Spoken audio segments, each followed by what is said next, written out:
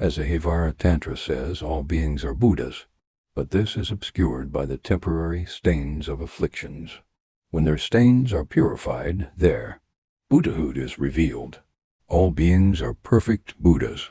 It is just that their Buddha nature is concealed by ignorance and afflictions. Like the sky is covered by clouds, so they appear ignorant, deluded, and full of suffering. Once they recognize the nature of the mind, all the great qualities of the Buddha will emerge swiftly. That said, you shouldn't regard your Dharma peers as flawed people. Starting from today's class, you should hold pure perception toward each other, seeing others as Manjushri, Avalokiteshvara, and other awakened ones. In fact, how we see the external world is highly related to our mind.